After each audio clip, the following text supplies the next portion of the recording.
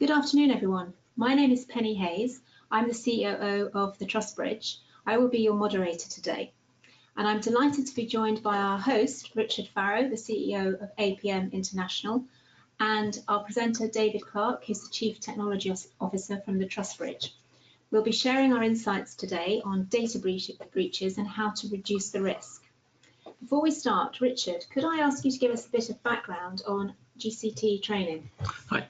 Thanks very much, Penny. Good afternoon, everyone. GCT training is really about trying to assess the quality of training courses in cybersecurity. There's so many training courses these days in cybersecurity that it can be very difficult for customers to identify those that are good, those that are not very good, and those that are truly appalling.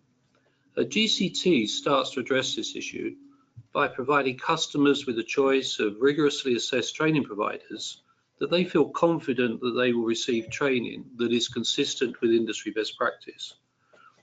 APMG was appointed by the National Cyber Security Centre in the UK, who are part of GCHQ, to provide an independent check as a certification body to assess cybersecurity training courses. And due to our track record in accrediting quality training courses, we've had a lot of success in that and a lot of support. I think to date there's about 100 training courses that are now accredited under the GCT badge. And clearly, data breaches and how to manage them by the Trustbridge is one of those courses. And I'm delighted to host you today for David to give us some more background on that. Great, thank you very much, Richard.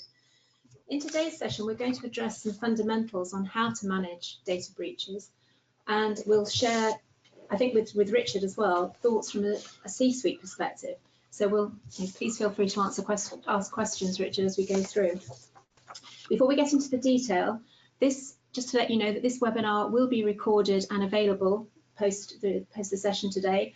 And we would like you to ask any questions you like in the chat forum that you will see on your slide. So please ask any questions, and we'll cover those either as we go through or towards the end of the webinar today. So, David, over to you to start talking about data breaches. Thank you, Penny.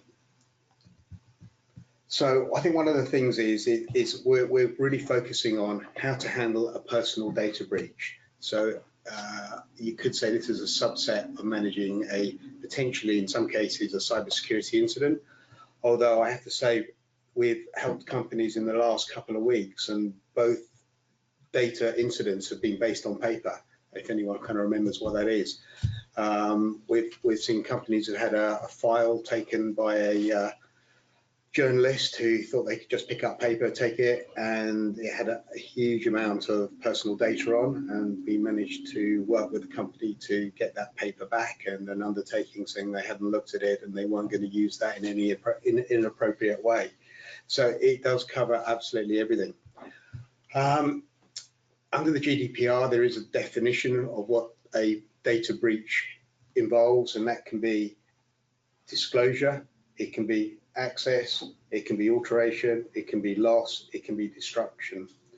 And there's another area which we may go to a bit later, is availability can effectively be regarded as a data breach, because if the data subject's rights are affected, actually the availability could be the problem. Maybe 10, 15 years ago, availability was really a relationship to money. You know, how many data centers have you got? What's the availability of those data centers? But now with cloud really means that availability is fairly ubiquitous everywhere, and it probably shouldn't really be a variable we need to worry about.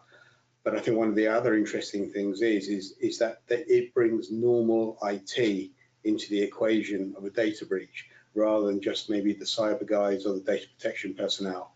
Because if a system is not available, I think was it last year, and I won't mention the names of the companies, where people couldn't get money out the bank ATM machines, it was causing people problems. I mean, I heard personally of people who couldn't get money out the till, they couldn't pay their petrol bills. So actually, it has caused them, you know, distress, harm, and effectively their rights. You know, if you're traveling and you can't get home, it's a major problem.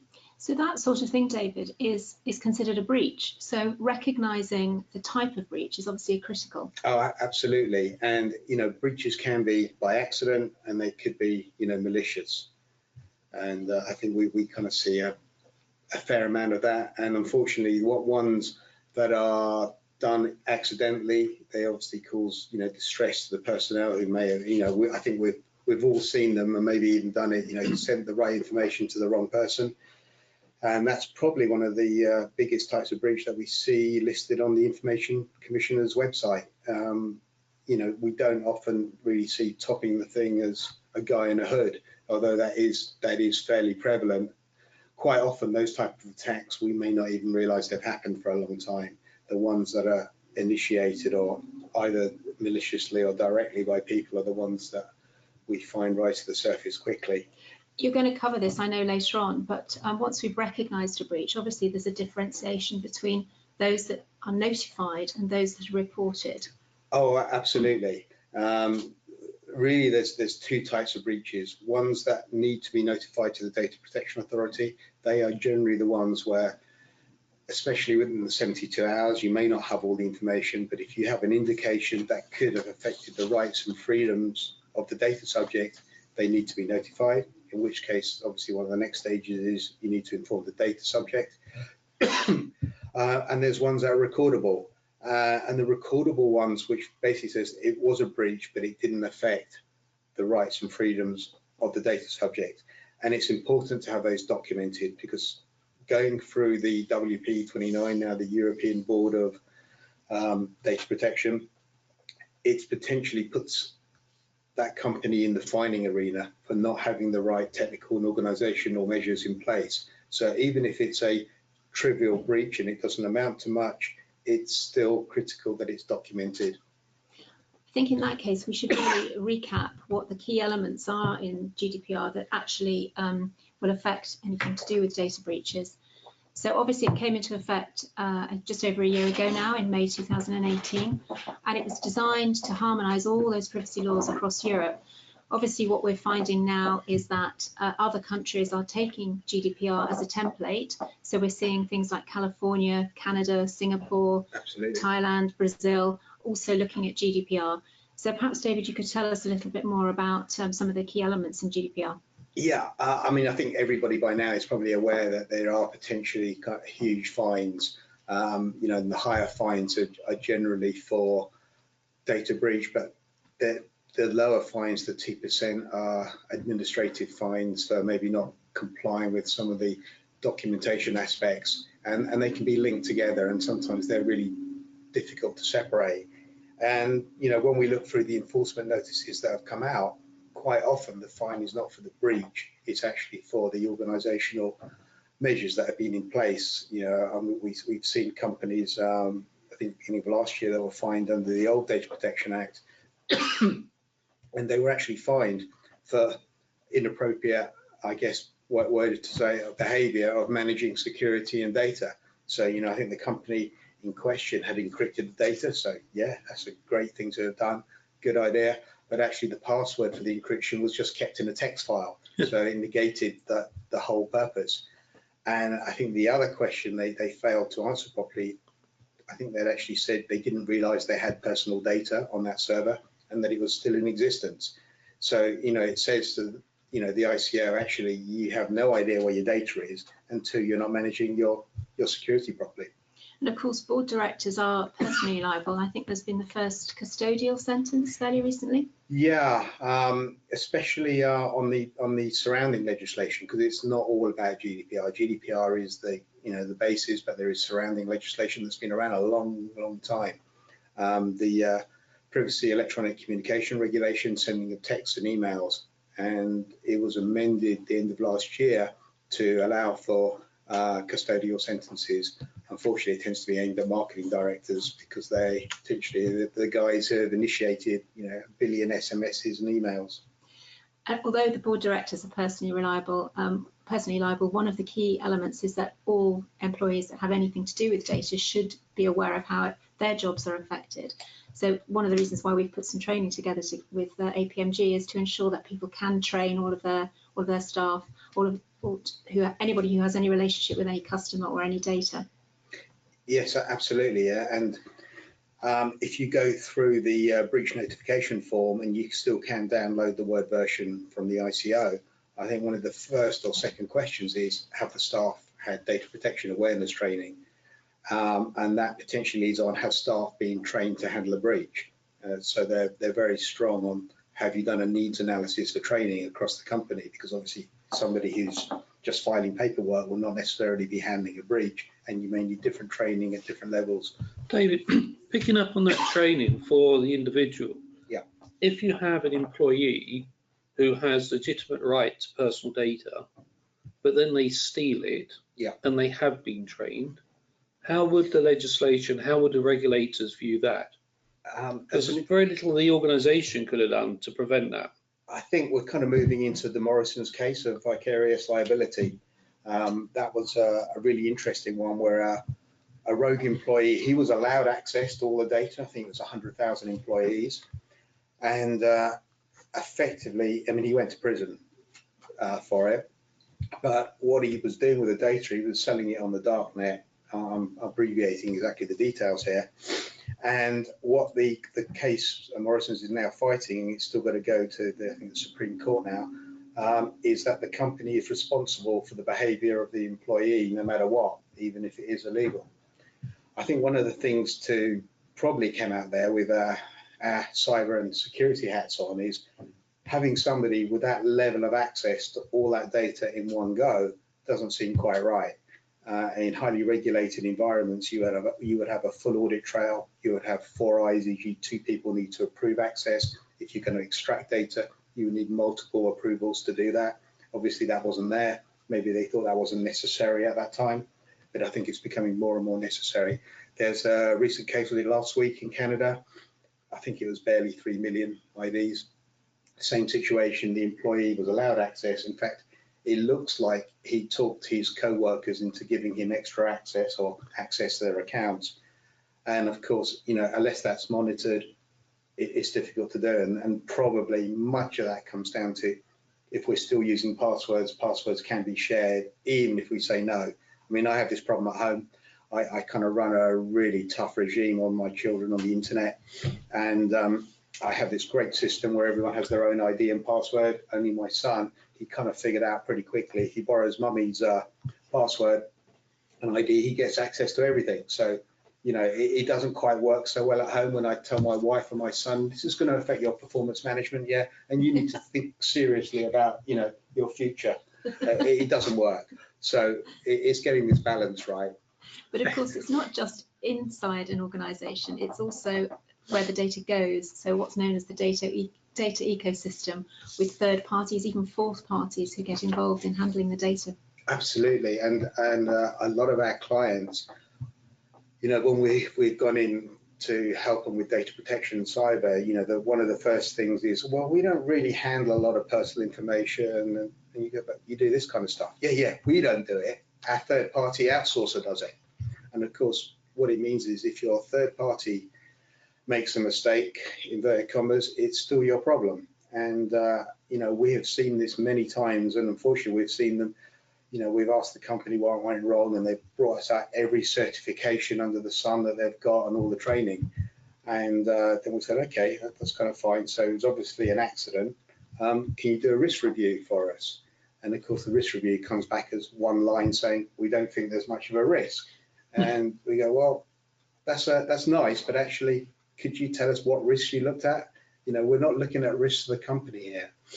I guess with our standard cyber hats, we tend to look at the risks of the company, image, reputation. Yeah, they're all valid risks, but in the data protection world, we are looking at risk to the data subject. What problems will it cause them in the future? Will it cause them embarrassment? Will it cause them potential loss of earnings? Will it cost them, et cetera, you know, relationships? Well, that leads us into another area that we've had many discussions with clients about, which is what actually is personal information. What is personal data? Yeah, and I think under GDPR, that obviously the scope has been widened to anything that could eventually identify a living person.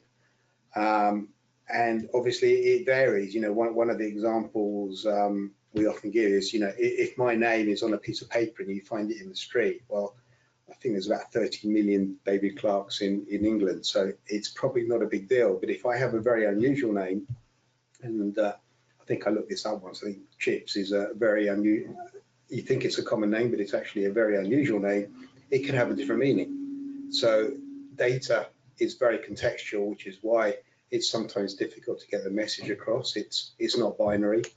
So we quite often have clients who say, well, I only have name, Christian name, surname, and email address, so that's not really personal data, and it's a business email address. It's still regarded as personal data, although admittedly it does depend on the context on how it's used.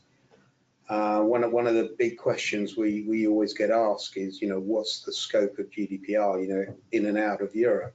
And the WP29 give an example of a company in Monaco, because I think Monaco is not in the EU, but it employs French and Italian employees, and it has their data because they obviously have to pay them, etc. And so the question is, are they in scope? And the actual answer is they're not in scope of GDPR because they're not offering goods and services to the EU. So there are a lot of subtleties there. And we see the same there in the Californian Consumer Privacy Act, that it's very much focused on sales. The CCPA doesn't cover the staff working for those companies. It just covers potentially their customers meeting certain criteria. But David, if you look at that as personal data, surely if I've got my name, my title, my telephone number, and my web address, my email address, or my business card, and I give that to someone, why is that any different to someone, me trying to protect that? What is the real by giving you my business card, am I legitimately sharing my personal data with you and you can use that? Or is the law grey on that area? That's a really good question. And a lot of it comes down to the concept of the right of expectation, which actually came from the US in the 60s. It is, if I give my data to somebody, what is my expectation of how that data will be used? And if I'm giving you my business card, is my expectation that you will ring me about something? And I think my expectation would be, otherwise I wouldn't have given that business card. And we saw this, I think, was it last year or the year before, where Jeremy Corbyn had his photo taken in the Virgin train sitting on the floor. And he was saying the trains were overcrowded. So that hit the front pages of the national newspapers. And Virgin responded with their CCTV camera photos, which showed the carriage empty other than 3 people, and I think Jeremy Corbyn sitting on the floor. They got questioned then by the ICO saying, this is a little bit unfair on those 3 people because their expectation of CCTV is that it's there to protect them, not to put their pictures on the front of a national newspaper. So same data, same photo, totally different connotations. Thank you. So that perfectly leads into what constitutes a personal data breach.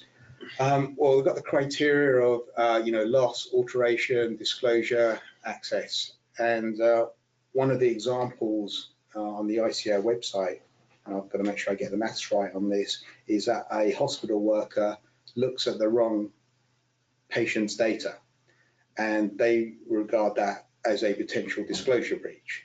So, but when you look at the way this works, you may have 10,000 patients, 200 systems, and 50 staff. Multiply those together, and you're kind of in the region of 100 billion data points. So a 1% error in managing the privilege and access control is 1 million data points. So this then comes to the question, is data protection a technology-driven issue, or is it a user training? And I tend to think it's both, because I think, maybe 30 years ago when we had paper files, it was a lot easier to do than having the huge volumes of data now that we have to take care of. Yeah, that's true. Although we have a recent client came to us with some crisis management on a notebook that had been left on a train by an employee with quite a lot of pretty sensitive information. It was actually a charity. Yeah. So that clearly is not a technology loss so much as a manual error. Potentially, yeah, absolutely. And we've seen that quite a lot recently, where paperwork has gone missing or left in the park. Is there a period of time, David, between losing data and it being used maliciously? So if you take the notebook loss, if the notebook had been picked up by the cleaner, put in the bin, Yeah. and actually thrown away, it is a loss, but there is no damage done. Or it could have been picked up by the cleaner and left somewhere, somebody else, and then a rogue finds it later on and then misuses it maybe 2-3 months later. No, absolutely. And I think that's often the difficulty. We kind of might know that stuff has been destroyed, but are we really sure it's been destroyed? A bit like the ransomware. The ransomware concept is encrypt it, pay us, and then we'll release it. But how do we know a copy hasn't been made? Sometimes it's very difficult to ascertain. So actually, we've got to take the risk that there was a disclosure. How do we manage the disclosure is really what we're asking. And that is helping that data subject, monitor his accounts, monitor any inadvertent effects, and helping them when they need it. Yeah, I think I'm in the John Paul Getty world when it comes to paying ransom. You don't. Yeah, I think that's kind of a question that has to be sort of dealt behind with closed doors, because sometimes it just might be necessary, but this is not a recommendation on any of this. Much of this could have been prevented, and many cases prevention is way easier than the cure, because we've seen stuff where actually you paid the ransom and the unencryption didn't work anyway, so you're no better off. So surely that should be in your data breach policy. Well, it comes under the destruction thing. What we're saying here is, the thing is, we know bad things will happen. It's how you manage bad things. It's the things that keep you out of trouble. And from the Canadian one last week, I think the legislatures there are already saying this was handled really well. We're happy the way the bad thing was handled, although it was a bad thing. Talking of bad things happening and liability, what's the liability of the data privacy officer?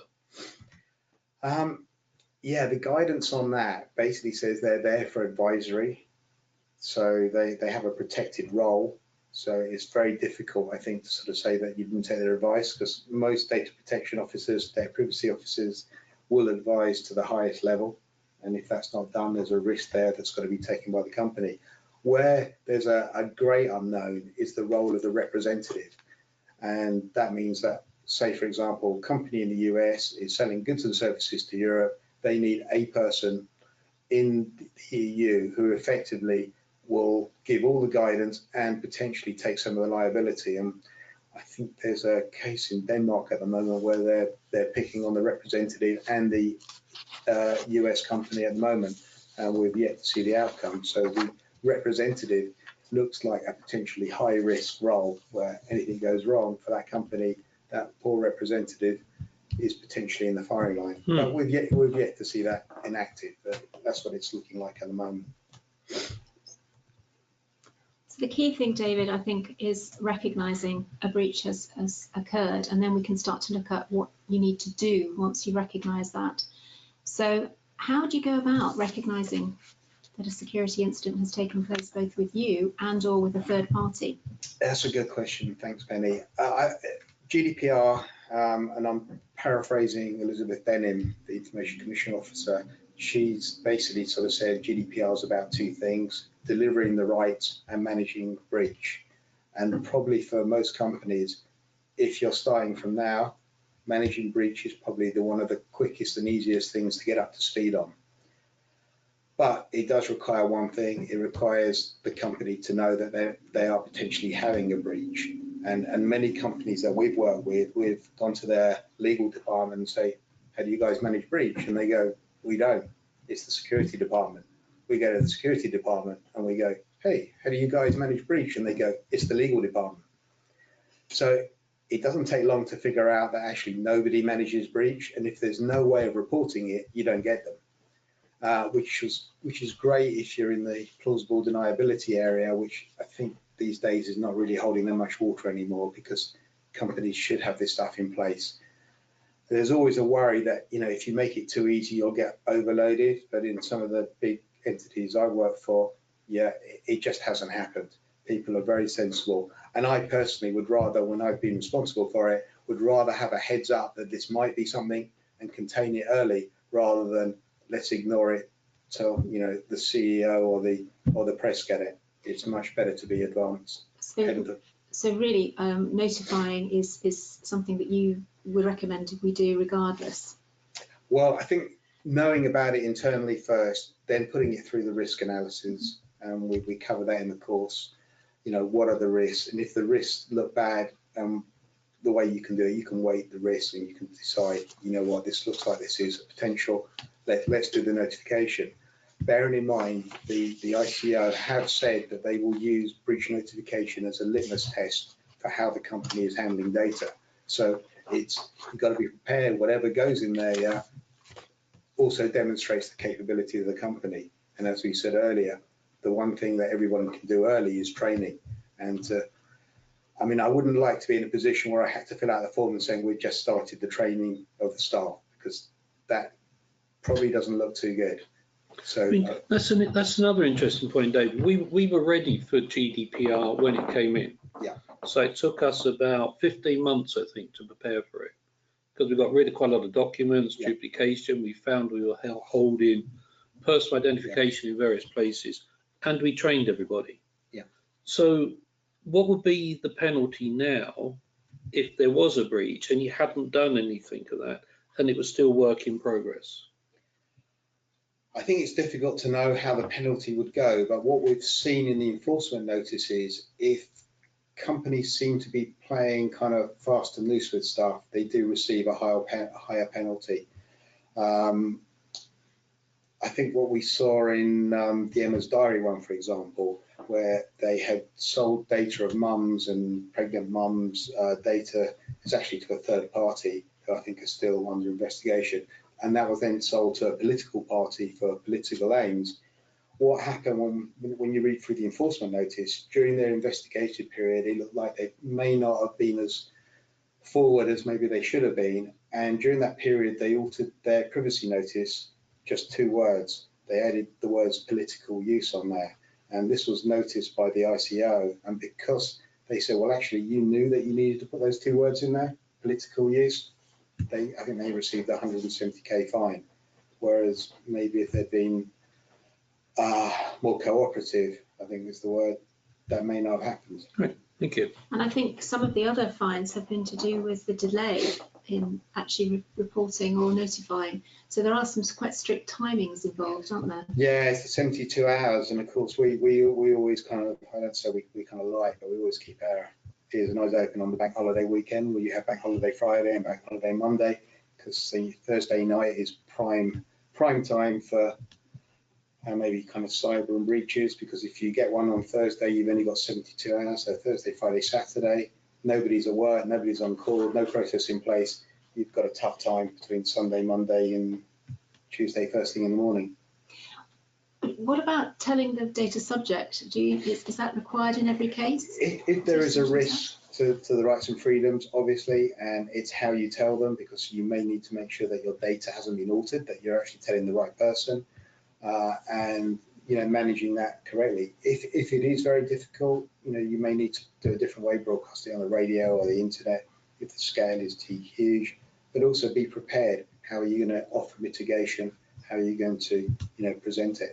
And also there may be stuff ongoing at that time, and if you broadcast it, they may cause even more detriment to the data subject. So a lot of this has to be taken in and balanced out. So that description of any consequences of the breach should be notified to the data subject. Ideally, yeah, ideally, absolutely. And a description of the measures that the organisation put in place. I mean, the CCPA, the Californian one, they actually give the companies 30 days to rectify it, which is, how do you rectify a breach when it's gone too far already? Interesting question, though we're going to see pan out next year. Yeah, so some of the risk factors that we need to consider when we're looking at all of this is the type of breach and its sensitivity and volume of the personal data, how easy it might be to identify the individuals and those consequences. But I think the really key thing for me here is the characteristics, such as children and vulnerable adults. And there are special laws and regulations around absolutely, and the GDPR is quite kind of robust on this. That the controls and access and management of this has got to be much tighter, because obviously. But David, isn't that very subjective? Certainly, the severity of consequences for individuals that must be very variable depending on the personal circumstances. So in your breach early, you know, the 3 million nearly names that went, if you went through that, the consequences for individuals could vary greatly. Absolutely. And, you know, what we try and do, and, you know, there's plenty of information on the ICO website as well and around the world, is looking through potential risks to the data subject and then doing an evaluation on it. So you're quite right. I mean, it is often very difficult, and some of the things on smaller breaches that we've worked on, where there, for example, there was high net worth individuals, what does that mean to them? High net individuals are generally a target for everybody because they are high net worth individuals, and that risks how it's going to be mitigated may be different in every circumstances. Some of them may be used to it and they kind of expect that they are a target. Others may be very, very vulnerable. You know, the consequences can be different. Thank you. And I have a technical question for you, because I've read a lot about some of the requirements, and within APMG, we often get people asking to be forgotten, to remove their name from a database or whatever. And we've also been looking at the concept of blockchain and distributed ledgers. Yeah. Now, my understanding is that in a distributed ledger, you can't change a record. So once your personal data is in a distributed ledger, it's there. So is anyone thinking of this clash between legislation, my right to be forgotten, and technology innovation, the ability not to change a record? Where does it sit in terms of GDPR? Absolutely. And I think actually this is where it gets interesting. It's actually a right of erasure and the right to be forgotten. They're said in the same line. And the right to be forgotten originated from Google and a case where a guy wanted to be forgotten in Spain. And really what that meant was unlinking him from the search engine. It didn't mean deleting his data. So his data still existed on various websites, but you couldn't find it in the Google search engine. Although now his name is everywhere because of his name in the case. But and the right of erasure is a real tough one. I mean, we've seen, you know, with the good use of cloud systems, backup systems, very, very sophisticated, backing out every 15 minutes. 15 minutes over 2 years potentially means every record's backed up 30,000 times. So how do you go through the backup? Is it possible, or do you have to kind of do the next best thing is actually prevent the restoration of it? So deletion in itself, what actually does that mean? It doesn't say in the GDPR you must delete to a military standard. So is it kind of inferring that the next best thing would be some kind of masking so it can be done? Quite often, the next level of difficulty before that is the right of restriction, because quite often if somebody rings up and says, I want to be deleted, ideally the first thing you would do is put them on restriction and then investigate whether it's even legally possible to delete them, maybe tax, health, pension, huge raft of things that they may need to still keep their name and some of their details there. So it then comes down to, I guess, sophisticated data management, and I think the world's not quite ready for that in many cases. We've all got legacy systems. I think once a company gets more than 6 months old, they've already got legacy data, let alone companies who've been going 20 years where they will have hundreds and hundreds of systems with legacy data. And how do you restrict, how do you mask it, how do you delete it? Yeah, I was talking to someone in the construction industry and they said they have personnel records going back 70 years. But is that because they might have, breathed in asbestos? Where they were concerned about asbestos, so they've now deleted them. Really? Under GDPR. It's better to run that risk and pay out a claim that may not be valid than it is to run the risk of a breach. It's true, very true. But remember, GDPR in the laws are kind of a hierarchy, and often GDPR is the lowest. Financial, health and safety will take priority. We've been asked a great question when we were doing work for some call centres, and they were dealing with some very sensitive people ringing in. And one day we got a call saying, can we share this data with the police? And I said, well, what's the question? Well, I think the guy, I'm probably overemphasizing it, but he was going to cause serious damage to his family, neighbors, and the rest of the world. And, the answer is, of course, this is vital interest where lives are at stake. It supersedes data protection and of course give that data to the police. Well, it doesn't seem to be the other way around though, does it? At times the police or law enforcement will say, I can't give you to that under GDPR. Well, they get hit all the time, don't they? And we saw was it the Home Office a few weeks ago had to delete those voice recordings. I think it was barely 5 or 6 million of them. But that's one of the things that we've talked to clients about right at the beginning of any contact with them, is that they should really understand what data they've got and where that data is. One client, for example, had all resumes that had been sent to them for job applications going back 20 odd years, just in case. Well, clearly the resume was going to be out of date, there may be a different job, so why keep that data? Get rid of the data, there's no need for it. So just looking at what data you're holding and why you're holding it is probably the first step. I mean, there are other steps, just looking at the slide we've got here, really to try and mitigate the risk of a data breach and actually respond to a data breach. There are a number of things that the client should be doing, or a company and organisation should be doing. Obviously, learning from a breach, so taking remedial action and then documenting what's been done and what you're going to do in future. And that is one of the most important things, because I guess with cyber hat on, we're always kind of worried about access breaches, but actually, you know, disclosure, destruction are equally as important. And undertaking additional training. So once something's happened, clearly go back over it with all the staff to make sure they understand the lessons learned, all that. And many people who are in the cyber field will be very familiar with that. It's a very similar process under the ISO 27001. Sure. How you manage an incident, what you need to do, what the criteria are. David, on the penalty side, I know penalty looks quite large at sort of 4% or 20 million, but some people might see that just as a business risk. And I think you're right. I'm not sure that many companies are overly worried about fines. I mean, I think on the way here this morning, I heard of one of the banks has fined 45 million for some kind of money laundering event. Not a big deal. Some of the big banks get fined 300 million. It's a cost of doing business. Well, where I think it is probably more concerning is if there's any personal liability, and some of the areas do have some personal liability and potentially custodial sentences. And that's the bit that would probably worry me more. And that probably would worry the banker as well. Absolutely. But yeah. do you think there could be an escalation so that if you've had 3 breaches, say in 2 years, someone decides you're not treating this legislation correctly, and there could be another penalty brought in? Well, you might be out of business because your clients have probably lost trust in you with 3 breaches in, say, 2 years. I think there's a number of things. I think the very first GDPR enforcement was done in July to a Canadian company to cease and desist. And if you're not allowed to do that data processing, you have no business. So that would be the number one fear. And I think secondary, the other thing that we saw fairly early on after the GDPR was in the US, a GDPR class action. So, the consequences could be a real force multiplier that, you can't do the data processing. You may have class actions going on and you may get fined. We haven't seen all of that yet, but that is coming.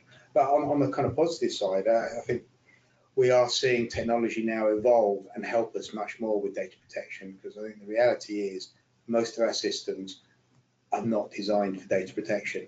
When we get in an aeroplane, we know it's safe. When we get in a car now, we know it's safe. We know food is safe. The one thing we know about IT and infrastructure, it's probably unsafe. In fact, it's almost a guaranteed event. And that's because we've designed stuff to deliver phenomenal, output and results, but it's not with data protection in mind, and we can see that changing now. I think you might be a little harsh to some of our colleagues to say it's probably guaranteed that IT systems are maybe unsafe, but I did take your point. Thank you. I think there's probably a data breach happening pretty much everywhere of one degree or another. Well, pretty much every day. This famous saying, wasn't there, by the ex-FBI head of the FBI, I think his saying was, there are 2 types of company, ones that know they've been breached and the ones that don't. Yeah. Thank you, David. Thank you, Richard. That was very interesting. As you can see on the screen now, we have a number of training schemes available through our portal, one of which is with APMG GCHQ on data breaches and how to manage them. David told me this morning that as it's his birthday next week, he's very happy to let everybody who's been attending this webinar today to have a discount on that, of course, if they'd like to go to the portal and enroll for that.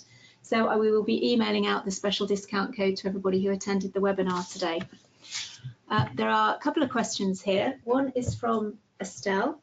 She's asking us, are there any quick fixes, especially in the marketing area, to make sure that you're not breaching? I think from a breach perspective, yeah, there's kind of always three main things.